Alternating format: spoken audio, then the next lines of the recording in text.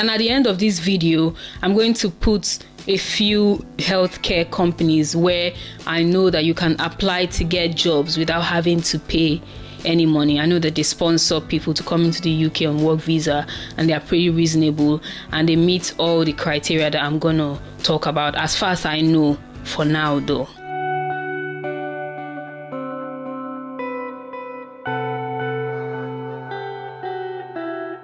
Hi friends, welcome back to my channel. My name is Tega. If this is the first time you're joining me on this channel, thank you so much for stopping by. If it's not your first time, thank you for coming here to watch another one of my videos. I appreciate it. Before we start, I'm going to tell you that at the end of this video, it would be good for you to watch the video that I posted last week, because I went into a lot more detail about the things I'm going to be talking about today. That video was about all the information you need if you're coming into the UK on the post-study immigration route, or through the post-study immigration route, because this week's video is going to be about moving into the UK on healthcare visa. So it's just the information that you need, the questions you need to ask, what you need to know, what you need to research before you come in, so that you're prepared. All right, I'm just going to give you a few tips. The first one I'm going to say is do not pay anybody for healthcare work. I'm saying this because a lot of people have exploited this and they're taking advantage of people. And normally, I don't believe you're supposed to pay for a job. People, they added it to the UK shortage list because they need people to do the work, right? So you're supposed to go and apply and get a job. So at the end of the video, I'm going to put some websites of care companies that you can apply to the usual way without having to pay anything, and then they can give you a job. So usually when you get a job on the work visa route, you're supposed to be sponsored by that company. So you come here, you have to work for them for a fixed number of hours per week. Yeah, and then they pay you for the job. So I feel like if people are asking you to pay them to get that job, it simply means that you're paying yourself, because is it not that same money you paid them they'll start using to, you know, pay you salary? Some people charge as high as £12,000, £10,000, £9,000 to give people jobs. I don't believe that that's right. You shouldn't. The jobs are available. Give the people the jobs. They don't have to pay for them. Some of these people are so devious that they throw you to any city they like at random. So you need to do your research. You need to ask these people questions before you do anything. If you decide to pay for a job, it's up to you. I don't advise that you should, but you don't need to take my advice. So they send you to cities at random. It could be a city that you can't even afford, a city that you're not familiar with, a city that wouldn't be good for you. So like I've said before in previous videos, you need to research the city you're going to. But how can you research the city? By asking them where they are going to post you. Because some of these people are agencies. They collect your money and then they process whatever they want to process, and then they start to find a place to push you to. And then if you don't have a particular plan, a specific plan, you don't know where they're going to take you, and maybe where they finally send you to is not convenient for you, or not affordable for you, or something that becomes a problem for you. It is most likely domiciliary care. From people that I know that have been applying to get this care work in the UK, I have discovered that most of the vacancies for healthcare are for majorly, I'm not saying all, but majorly domiciliary care.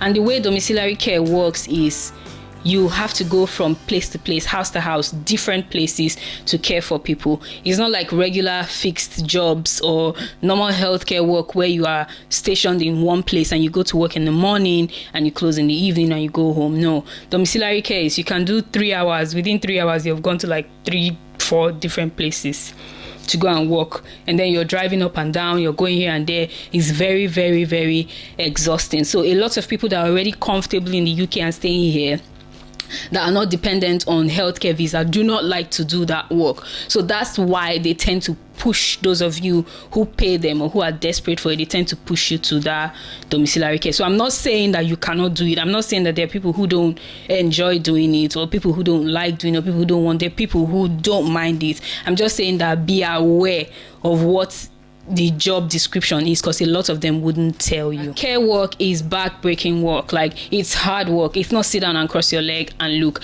I'm not saying you should come here for easy work. I'm not saying that any work is easy, but I'm trying to let you know that, like I said in the last video, there's something about mentally preparing yourself. Like if you already know that when I'm coming here, this is what I'm potentially going to be doing, this is how hard I'm potentially going to be working, and I'm going to be working this hard for this company for 5 years, if they're sponsoring you for 5 years, for example. Do you get what I mean? So it is hard work. It is hard work, and considering what they pay for that work, it can be very frustrating. You can get very discouraged. You can get very sad and angry and all of that. So don't jump here without knowing what to expect. So you need to now find out from them exactly which city they are sending you to. And then when they send you to that city, you need to find out all you need to know about that city, because where you live is a very important part of how comfortable you will be here. Because rent is a very big part of your expenses in this country, and you have to pay rent monthly. So whatever you earn per month, you have to pay your rent from there. So if you go to a city where majority of everything you earn, most of what you earn goes into paying your rent, you don't have anything left to live your life. So find out about the city. I recommend you watch my last video. I went into detail there, so I'm going to keep this one short. Do a lot of research to the city they are sending you to. Find out if they're going to provide accommodation for you. Yes, because I hear that there's some where they either support you with accommodation, or they put you with some other people to stay with, or they pay you or something. I don't know the details. I'm just talking based off what I've heard. So find out from them if they are going to help you look for accommodation. Even if you have to pay for it, find out from them if they're going to find something, some place for you to stay. Maybe that will be subsidized because it's coming from them, or a shared apartment with other people that have come in like you. That would help relieve some of your stress. Next thing, research the available vacancies for healthcare in that city. I did a video on available vacancies in the UK, but you can do research based on each city. So for example, I did a video on available vacancies in Manchester, so you can know, is it up to 1,000 availabilities for work? Is it up to 10,000? The reason I'm saying that you need to find out if there are vacancies in the city they are sending you to is because a lot of people have been complaining about coming in here for this care work, and then they will not be able to get work. Let's say you go to Birmingham to get under a care sponsorship visa, and then you get here, they keep telling you that there is no shift. And normally if they are employing you, it's supposed to be for a particular fixed, it's a permanent employment. So they're supposed to have at least, I think, 38 to 40 hours worth of work for you for that week. But then because you didn't ask them or have them guarantee you that there will be shifts available 40 hours for you, that's one. Second, you didn't do any research to find out if there's a lot of healthcare shifts. For example, now you come here through an agency sponsors you. It means the agency doesn't have their own healthcare clients or their own care home. So they have to find care homes that need agency workers to send you to for the domiciliary work. So a lot of people come here and maybe they give them shifts 20 hours, 15 hours, and then they tell them that there are no shifts. If there are no shifts, how are you supposed to make money to take care of yourself, pay your rent, take care of your family? Some of you borrow money to come in here, and then you have to pay those people back, and there's no stability. You start to suffer because you cannot afford to take care of yourself on the minimum wage they are even paying you in the first place. Do you understand? So you need to research, find out if that place is a good place for care work, that city, like there will be enough shifts. And then you need to find out from those people, they need to guarantee you that you will get your 40 hours weekly shifts compulsory. Get things in writing, have them put things down. I know a lot of people are so desperate. You're so desperate for this thing that you don't even want to miss a slot or something, but at the end of the day, if you have a comfortable life, you don't want someone taking it from you and bringing you here to be stranded, except maybe you're already stranded, like wherever it is you're coming from. When they've guaranteed you your shifts, they've told you how much they're going to be paying you per hour, multiply it to know how much you'll be earning at the end of the month. If they don't give you a monthly figure, know what your tax is that you're going to be paying, because you pay tax, you pay NI, subtract all of that from there. Then try to find out, there's a lot of videos online telling you about cost of living in different cities, right? See if you can research what the cost of living in that city would be, what you spend on transportation, what you spend on feeding, what you spend on, I don't know, your life. and then see if what they're paying you will be enough for you to survive. Do you understand? And then find out if it's possible for you to work other jobs part-time after you finished giving the 40 hours to these people, right? You need to find out what the terms of your employment are, so you don't come here and be stranded. Do you get? Do a lot of research. Know what the cost of living in that city you're going to is, please. When you know the cost of living, then you can now factor in if you want to bring your family immediately or not. Because I don't know, I can't say that for you. I can't tell you what to do in that instance. But if they've told you what they're going to pay you, you factored in, you know the cost of living, you know what the rent will be, you know all of that. Would it be enough to take care of you and your family without living in abject poverty?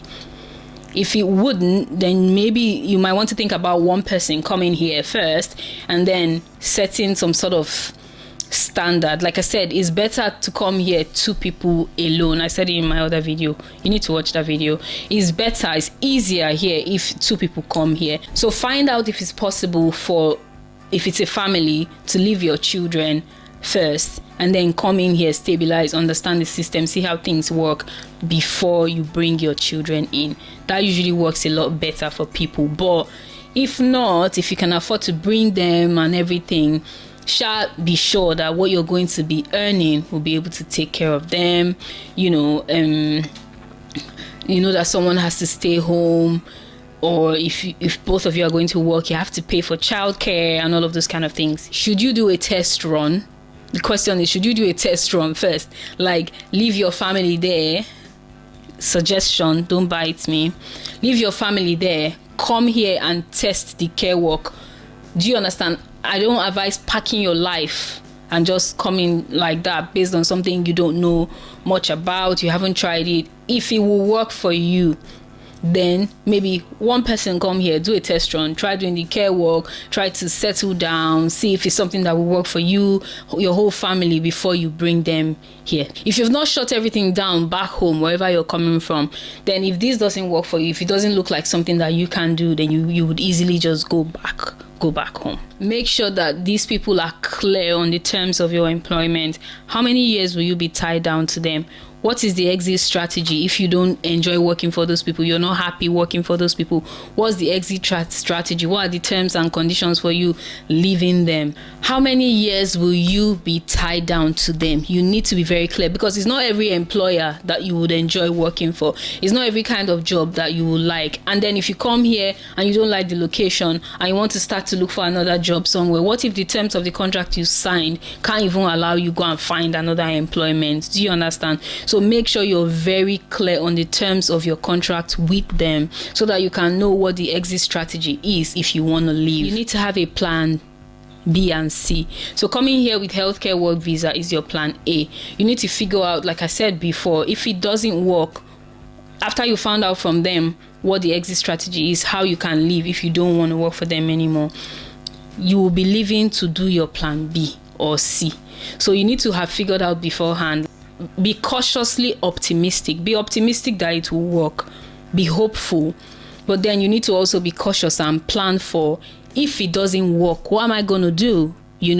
So you need to make plan B and plan C and start looking for other immigration work things that you can, work immigration visas that you can get. You can come in here and start to do some sort of certification. I don't know how tedious your job will be if you have the time, or maybe your partner can now start trying to get employment in a professional setting, maybe something that is in care, and then you can, if your partner gets sponsorship or they get another immigration visa, then you could potentially switch to their visas or something. I'm just like running things around, but you need to figure out, do your research, find out what's available, what could be your plan B and what could be your plan C. But don't come here with just the healthcare visa as your plan A, B, C to Z.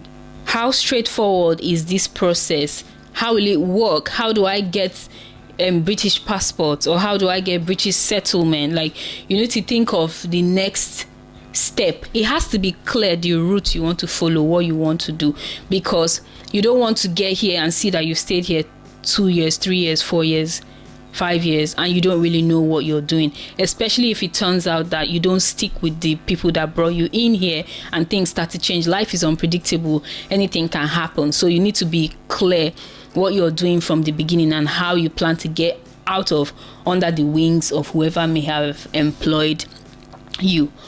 Thank you so much for watching this video. I hope that you're patient enough to listen to me and actually hear the message I'm trying to pass across. And I hope that people wouldn't make the same mistakes that other people have been making. Any content you see on moving to the UK, any content you see on the realities of living in the UK, watch them with an open mind. Get where those people are coming from, see what you can learn from there, and then apply it to your own stuff that you're trying to do. Bottom line is not to come here blindly expecting that it's going to be easy or it's a bed of roses. The healthcare, social care visa doesn't pay very much. It pays minimum wage at best. Most of them pay minimum wage. So if you want to start growing from there, you probably have to start getting some certifications. You have to start doing some trainings. So you have to plan all of that. So with those certifications and trainings and all of that, you could probably get another employer that will pay you more and sponsor you as well. But important thing is to come here first and be comfortable and be mentally ready. Let your mind be clear. If you have any questions to ask me, please leave them in the comment section. I'll answer what I can, and I will do some research where I can to help you out. All right, I will see you in the next one. Bye. Have a lovely day.